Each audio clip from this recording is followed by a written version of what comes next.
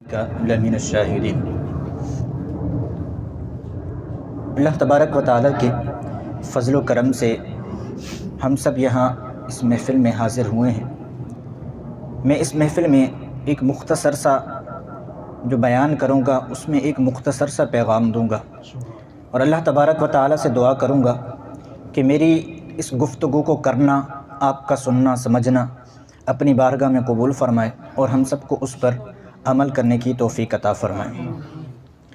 میں نے آپ حضرات کے سامنے جو قرآن پاک کی آیت تلاوت کی ہے، والذین آمنوا اشد حبا للہ، اللہ تبارک و تعالی نے ایمان والوں کی ایک صفت بیان کی ہے۔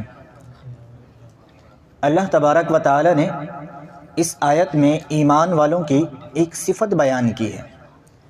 کیا صفت بیان کی ہے؟ والذین آمنوا، جو لوگ ایمان لائے اللہ سے بڑی محبت کرتے ہیں۔ آج کا جو ہمارا موضوع ہے، ایک دو جو روایات ہیں اسی موضوع پر ہیں، جو بیان کا ٹاپک ہے اللہ سے محبت کرنے کا ہے، کہ ہم اللہ سے محبت کیوں کریں، اس کا فائدہ کیا ملے گا، اللہ بھی اس کے بدلے میں ہم سے محبت کرتا ہے یا نہیں کرتا، اللہ سے محبت کرنے کے ذریعے کیا ہے، اسی پر چند منٹ کی گفتگو کروں گا۔ حضرت سری سقطی رحمۃ اللہ تعالی علیہ، آپ کی بارگاہ میں ایک رات حضرت جنید بغدادی رحمۃ اللہ تعالی علیہ نے گزاری۔ حضرت جنید بغدادی رحمۃ اللہ تعالی علیہ آرام فرمانے لگے، ابھی لیٹے ہوئے تھے، اور حضرت سری سقطی رحمۃ اللہ تعالی علیہ عبادت میں مشغول تھے۔ حضرت سری سقطی رحمۃ اللہ تعالی علیہ حضرت جنید بغدادی سے پوچھا، اے جنید، کیا تم آرام کر رہے ہو؟ حضرت جنید عرض کرتے ہیں، نہیں، میں آرام نہیں کر رہا ابھی۔ آپ فرماتے ہیں کہ اللہ تبارک و تعالیٰ کی طرف سے میرے دل میں یہ بات ڈالی گئی ہے، مجھے یہ الہام کیا گیا ہے کہ اے سری سقطی، میں نے مخلوق کو پیدا کیا، جب میں نے مخلوق کو پیدا کیا تو سارے مجھ سے محبت کا دعویٰ کرنے لگے، پھر میں نے دنیا کو پیدا کیا، 90% اس میں سے ہٹ گئے، باقی 10% بچے، پھر میں نے جنت کو پیدا کیا، اس میں سے بھی کچھ ہٹ گئے، باقی کچھ بچے، پھر میں نے مصائب و آلام کو، پریشانیوں کو پیدا کیا، پھر ان میں سے کچھ تعداد کم ہو گئی، کچھ لوگ آ بچے۔ میں نے ان سے کہا کہ تم کیا چاہتے ہو؟ میں نے جنت پیدا کی، تم پیچھے نہیں ہٹے، میں نے دنیا پیدا کی، تم پیچھے نہیں ہٹے، میں نے آلام و مصائب آزمائشیں پیدا کی، تکلیف درد تکلیف مصیبتیں پیدا کی، تم لوگ پیچھے کی نہیں ہٹے، کیا وجہ ہے، چاہتے کیا ہو؟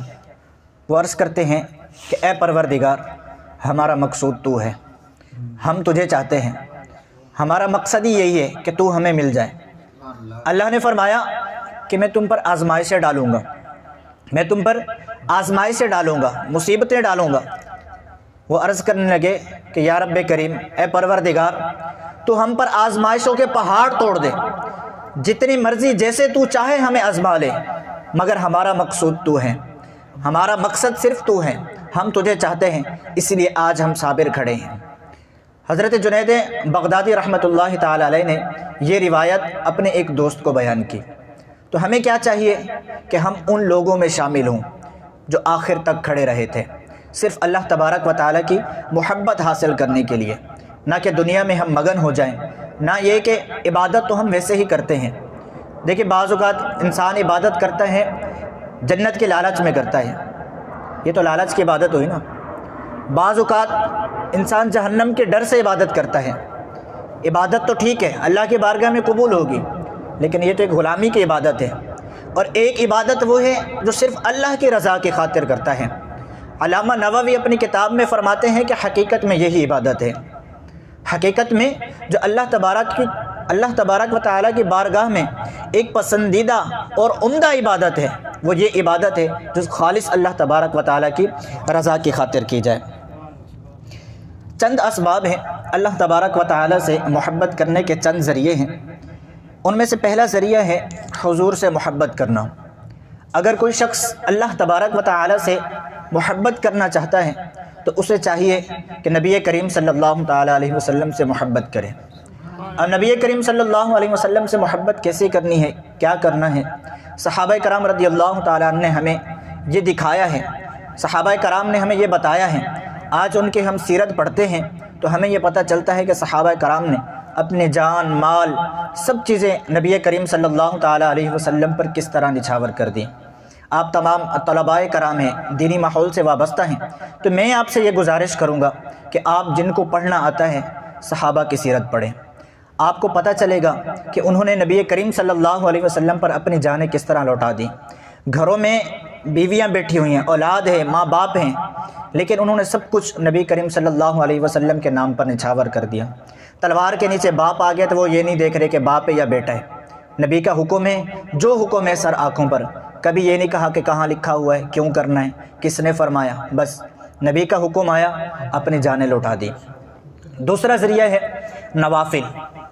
دوسرا ذریعہ اللہ تبارک و تعالیٰ کی قرب حاصل کرنے کا، محبت حاصل کرنے کا ہے، وہ ہے نوافل۔ اگر ہم کثرت نوافل کریں، فرض کی ادائیگی کے بعد ہم کثرت نوافل کریں تو اس سے بھی اللہ تبارک و تعالیٰ کا قرب حاصل کیا جا سکتا ہے۔ اب اس کی تفصیل مزید کریں گے تو ٹائم زیادہ ہو جائے گا، لہٰذا ہمیں کوشش کرنی چاہیے کہ اللہ تبارک و تعالیٰ کے رضا کی خاطر ہمیشہ ہم نوافل پڑھتے رہیں اور فرض کی ادائیگی بھی کرتے رہیں۔ تیسرا ذریعہ ہے دنیا کی محبت دل میں نہ ہونا۔ جب انسان کے دل میں دنیا کی محبت نہیں ہوگی تو وہ انسان اللہ سے محبت کرے گا۔ کبھی بھی دن اور رات ایک ساتھ جمع نہیں ہو سکتے، اندھیرا اور اجالا ایک ساتھ جمع نہیں ہو سکتے، اچھائی اور برائی ایک ساتھ جمع نہیں ہو سکتے۔ اسی طرح اللہ کی محبت اور دنیا کی محبت ایک دل میں کبھی بھی جمع نہیں ہو سکتے۔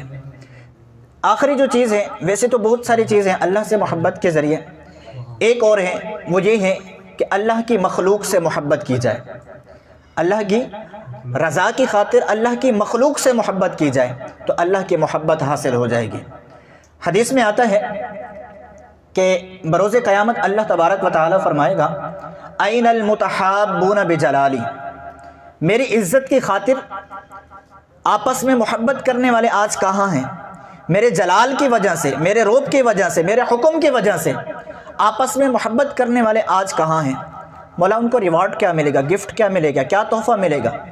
سب لوگوں میں ایک ندا دی جا رہی ہے، کہاں ہیں این المتحابون، آپس میں محبت کرنے والے کہاں ہیں؟ تو کوئی تو انعام ہوگا نا ان کا، ایسے تو نہیں ہے نا سب کے درمیان سے بلایا جا رہا ہے۔ تو اللہ نے بڑا پیارا انعام ارشاد فرمایا آج کے دن ان کو میرے عرش کا سایہ نصیب ہوگا۔ کن لوگوں کو؟ ان لوگوں کو جو آپس میں میری رضا کی خاطر محبت کرتے ہیں، آج ان کو میرے عرش کا سایہ نصیب ہوگا۔ اور اللہ تبارک و تعالیٰ کی محبت حاصل ہوتی ہے اس سے۔ ایک شخص تھا، اپنے گاؤں سے، اپنے علاقے سے کسی دوسرے علاقے کی طرف سفر کر رہا تھا، تو اللہ تبارک و تعالیٰ نے اس کی طرف ایک فرشتہ بھیجا کہ جاؤ اس سے پوچھ کے کہاں جا رہا ہے، حالانکہ اللہ بہتر جانتا ہے، جاؤ اس سے پوچھو یہ کہاں جا رہا ہے۔ جب فرشتہ اس سے پوچھنے کے لیے آیا، اس سے پوچھا کہ کہاں جا رہے ہو؟ اس نے کہا کہ فلاں بستی میں میرا ایک بھائی رہتا ہے، میں اس سے اللہ کی رضا کی خاطر ملاقات کرنے جا رہا ہوں۔ فرشتہ فرماتا ہے کہ کیا اس کا تم پر کوئی احسان ہے؟ آج ہمارے حالات یہی ہیں نا، کسی سے ملاقات کرتے ہیں تو اپنے فائدے کی خاطر، شاید ہی کوئی ایسا ہو جو اللہ کی رضا کی خاطر محبت کرتے ہوں، اللہ کی رضا کی خاطر ملاقات کرتے ہوں۔ ہمارا انداز ایسا ہے، یا تو ہمیں اپنا کوئی ذاتی کام ہوگا، یا سامنے والے نے بلایا ہوگا تو اس کا ذاتی کام ہوگا، یا کوئی دنیاوی مفاد ہوگا، اس وجہ سے ہم ملاقات کرتے ہیں۔ جب فرشتے نے اس سے سوال کیا کہ تم کیوں ملنے جا رہے ہو، کیا اس کا تم پر کوئی احسان ہے، کوئی کام ہے؟ اس نے جواب دیا نہیں، میں بس اللہ کی رضا کی خاطر اس سے محبت کرنا ہوں اور اس سے ملنے جا رہا ہوں۔ تو فرشتے نے جواب دیا، سن لے پھر، اللہ تبارک و تعالیٰ کی طرف سے تیرے لیے بھی ایک خوشخبری ہے۔ عرض کی کہ کیا خوشخبری ہے؟ کہا کہ جس طرح تو اللہ تبارک و تعالیٰ کی رضا کی خاطر اپنے بھائی سے محبت کرتا ہے، بغیر کسی لالچ کے، بغیر کسی کام کے، بغیر کسی احسان کے، تو اس سے ملنے جا رہا ہے، تو اس سے محبت کرتا ہے، تیرا انعام یہ ہے کہ اللہ تجھ سے محبت کرتا ہے۔ وجہ کیا تھی؟ اللہ کی رضا کی خاطر اس سے محبت کرتا تھا۔ پھر اللہ تبارک و تعالیٰ بھی ہم سے محبت کرتا ہے یا نہیں کرتا؟ ایک اور روایت میں آتا ہے، آخری روایت بیان کرتا ہوں، ایک اور روایت میں آتا ہے کہ اللہ تبارک و تعالیٰ نے حضرت داؤد علیہ السلام کی طرف وحی کی کہ اے داؤد، لوگوں سے کہہ دو جو گناہگار ہیں ان سے کہہ دو کہ وہ پریشان نہ ہو، اور جو نیک ہیں ان سے کہو کہ زیادہ خوش نہ ہو۔ حضرت داؤد علیہ السلام بڑے متعجب ہوئے، عرض کرتے ہیں کہ یا رب کریم یہ کیا معاملہ ہے؟ گناہ گاروں کو تو پریشان ہونا چاہیے، آپ کا فرمان ہے کہ گناہ گار پریشان نہ ہوں اور نیک زیادہ خوش نہ ہوں، ایسا کیا ہے؟ تو اللہ تبارک و تعالی نے فرمایا کہ کیونکہ میری مخلوق کا کوئی بھی گناہ ایسا نہیں ہے جو میری رحمت سے بڑا ہو، اور کوئی بھی ایسی نیکی نہیں ہے وہ سمجھ کر آئیں کہ مجھے راضی کر لے گی، حالانکہ ان کی یہ مجال نہیں ہے کہ میری شان کے مطابق کوئی نیکی کر سکیں۔ اسی طرح آخری بات ہے کہ جب ہم کسی پریشانی میں، کسی دکھ میں ہوتے ہیں، تکلیف میں ہوتے ہیں، تو ہم اللہ تبارک و تعالیٰ کو پکارتے ہیں، اللہ تبارک و تعالیٰ سے ندا کرتے ہیں، تو اللہ تبارک و تعالیٰ کی طرف سے جواب آتا ہے۔ کیا جواب آتا ہے؟ لبیک یا عبدی، اے میرے بندے تیرا رب موجود ہے نا، تیرا رب موجود ہے، لیکن افسوس یہ ہے کہ جب اللہ تبارک و تعالیٰ کی طرف سے کوئی پیغام آتا ہے، اللہ سے محبت کی طرف کوئی پیغام آتا ہے، تو ہماری طرف سے یہ جواب نہیں جاتا لبیک یا ربی۔ حضرت داؤد علیہ السلام کی طرف اللہ تبارک و تعالیٰ نے وحی کی کہ اے داؤد، اگر ان لوگوں کو پتہ چل جائے نا میں ان سے کتنی محبت کرتا ہوں، اگر ان لوگوں کو پتہ چل جائے کہ میں ان سے کتنی محبت کرتا ہوں، تو یہ مجھ سے ملاقات کے شوق میں، مجھ سے ملنے کی تڑپ میں اپنی جانیں کھو دیں گے، اور ان کے اعضاء جو ہیں ان کے جسم سے ٹوٹ کے میرے پاس آئیں گے، اگر ان کو پتہ چل جائے کہ میں ان سے کتنی محبت کرتا ہوں۔ اور یہ کن کا حال ہے؟ یہ ان کا حال ہے جو گناہ گار ہیں، اور نیکوں کے درجے کیا ہوں گے؟ اللہ تبارک و تعالیٰ سے دعا ہے کہ اللہ تبارک و تعالیٰ ہم سب کو اپنی محبت نصیب فرمائے، نبی کریم صلی اللہ علیہ وسلم کی اطاعت کرنے کی توفیق عطا فرمائے، آمین بجاہ النبی الامین، وما علینا الا البلاغ المبین۔